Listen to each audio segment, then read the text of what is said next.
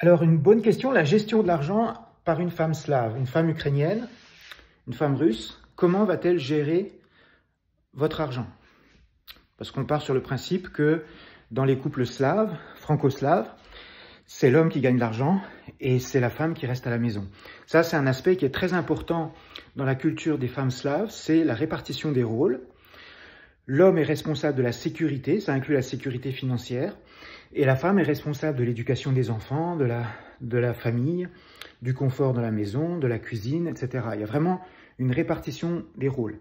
Alors, ce qui est très important de comprendre, et c'est ce que j'explique dans mes lives, j'ai fait beaucoup de lives sur l'aspect financier, quand on est avec une femme slave, c'est que le conseil que je vous donne, c'est vraiment de prendre ça sous votre bras, c'est-à-dire c'est votre responsabilité.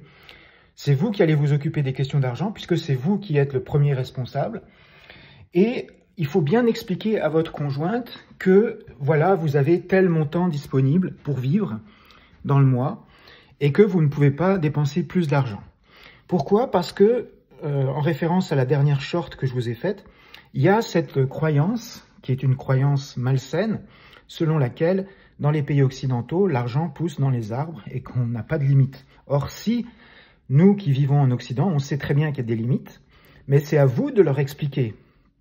Vous devez être le grand garçon, vous devez être mature, vous devez vous asseoir avec elle et vous devez lui expliquer la gestion de l'argent.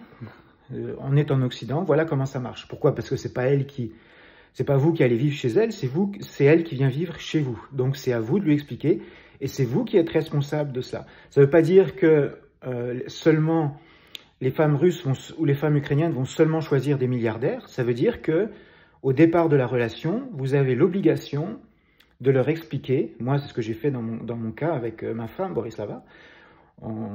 Elle s'est posé la question très sainement, c'était quoi notre budget?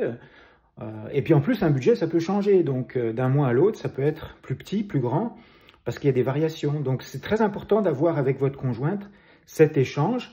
Et puis vous allez voir que année après année, elle va finir par comprendre que non, c'est pas vrai qu'en Occident, l'argent ne pousse pas sur les fenêtres, mais c'est qu'on a tellement d'impôts et tellement de gaspillage d'argent que c'est de là que viennent cette fausse impression. Gaspillage d'argent au travers des impôts, l'argent public.